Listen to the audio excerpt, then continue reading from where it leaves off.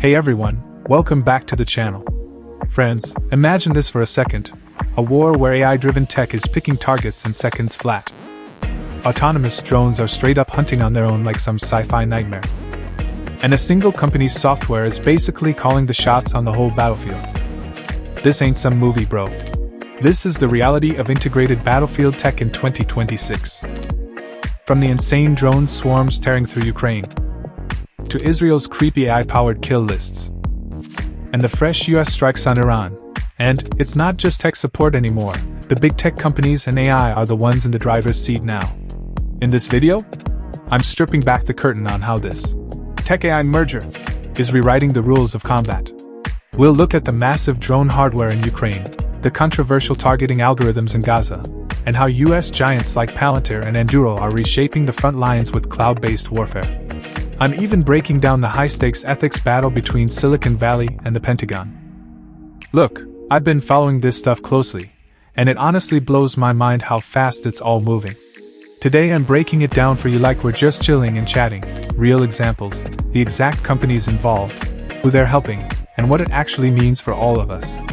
Stick around till the end because this changes everything about how wars, and maybe even our world, are gonna look. Let's jump in. First off, the craziest real-world AI tech lab right now is Ukraine versus Russia.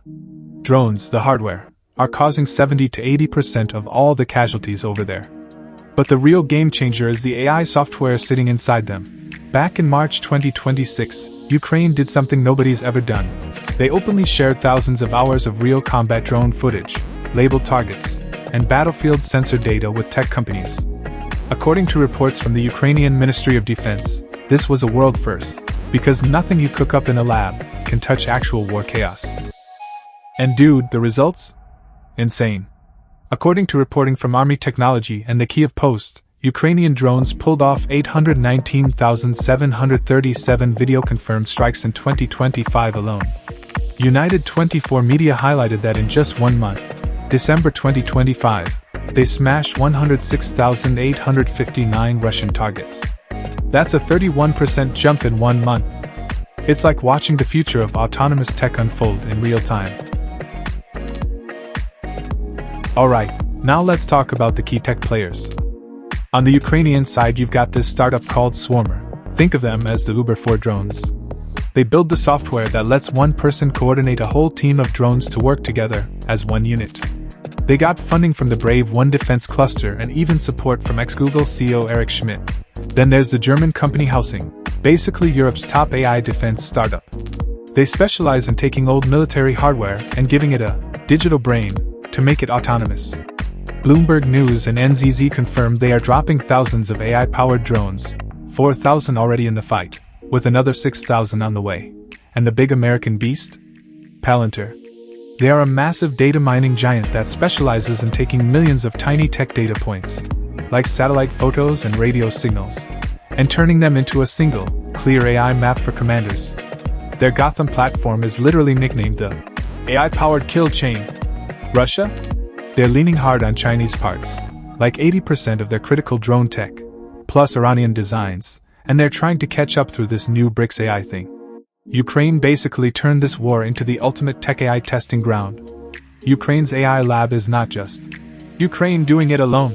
It's a collaboration where Swarmer, home team, Helsing, European partner, and Palantir, American tech giant, are all using and helping improve the same massive real-war dataset. That's exactly why Ukraine became the world's best real-world testing ground for military AI. Now let's swing over to the Middle East, Israel's use of targeting tech in Gaza. Since late 2023 and still going strong through 2026, they've been using two pretty intense systems. There's Lavender, built by Unit 8200. It's an AI tool that scans massive amounts of data to slap a suspicion score on targets. According to investigations by Plus 972 magazine and The Guardian, this system pumped out lists of up to 37,000 targets. Early on, officers sometimes only had 20 seconds to check the AI's pick before greenlighting a strike. Then there's Gospel, also called Hapsora. It scans surveillance tech and recommends whole buildings as targets. The IDF says, humans make the final call. But people inside described it as a high-speed machine where AI is cranking everything up. It's the first time AI and surveillance tech have been merged at this massive scale in urban fighting.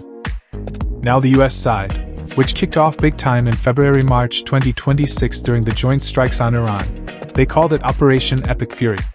USNI News and Defense Procurement International confirmed that Palantir's Maven system, partly running on Anthropic's Claude AI, one of the world's top AI labs and a main rival to OpenAI, was processing sensor data to ID targets in seconds. Using this tech stack, they hit more than 1,000 targets in the first 24 hours. That is the speed of warfare we have never seen before. Then you've got Anduril, started by Palmer Luckey, the guy who created Oculus VR. They're like the Apple of the defense world, making sleek, high-tech hardware like autonomous drones. The Army just handed them a massive $20 billion contract in March for their Lattice OS, a battlefield operating system that connects every drone and sensor into one AI network. And guess what? There's even drama inside the tech world. Anthropic tried to put guardrails on their AI, saying, "No autonomous killing machines." The Pentagon, however, responded by ending a $200 million contract and floating a blacklist. Now, OpenAI and Google are jumping in to fill that gap. And cyber? Reuters and Fortune recently reported that Iranian-linked actors actually drone-struck AWS data centers in the UAE and Bahrain. They didn't just hit a building. They knocked out the cloud tech that runs banking and apps for the whole region. The line between a shooting war and a digital war? It's completely gone, man. But look, don't think this is just a Big Three game. What we are seeing in Ukraine and the Middle East has triggered a massive, global AI arms race.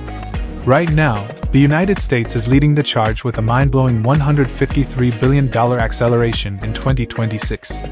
But China is right on their heels, investing billions into AI self-sufficiency and autonomous swarms. And it's spreading everywhere. India just launched the 10,000 crore India AI mission to build their own defense robotics. South Korea has tripled its AI military budget because they need robots to man their borders. Even France and the UK are pouring hundreds of millions into AI safety and maritime tech. To make this happen, governments are signing blank checks to companies like C3.ai, who just got a $500 million Pentagon deal, and Shield AI, who are building autonomous pilots.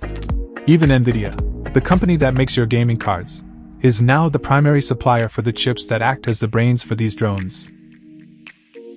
Here's the big picture. Companies like Palantir, Anduril, and Anthropic aren't just tech nerds anymore. They're full-on geopolitical players. They're the ones supplying the algorithms, the cloud data, and the hardware that let decisions happen faster than any human brain ever could. On one hand, faster choices and stronger defense. That's the upside. But on the other, overtrusting the AI, tech mistakes and total chaos, and some serious questions about international law. Once you hand life and death calls to autonomous tech, there's no easy way back. Wars right now are basically the ultimate proving ground for the same AI and tech that's gonna shape our phones, our cars, and our daily lives tomorrow. Hey everyone, before we wrap up, I just want to get real with you for a second. Look, as AI keeps getting deeper into warfare, two things scare me more than anything else. First, we have to vote for the right leaders. Because in this new world, one reckless or unstable person in power with access to these autonomous systems could accidentally, or intentionally, push us into something we can't come back from. This isn't about left or right anymore, it's about basic sanity and restraint. Second, and this one honestly keeps me up at night, we still don't know if humans will stay in control. Right now AI is super powerful at narrow tasks, but the big question is, can we actually keep it aligned with our values? Or will it eventually outthink and outrun us? Nobody has the answer yet. So yeah, this tech is moving insanely fast. That's why I made this video, not to freak you out, but to make sure you actually understand what's happening. What do you guys think? Are you more worried about crazy leaders getting this tech, or about losing control of AI altogether? Is this the smart future of defense, or are we sliding into a dangerous new arms race? Drop your honest thoughts in the comments. If you want more real talk like this, smash that like button, subscribe, and I'll see you in the next one. Stay safe out there, bro. Peace.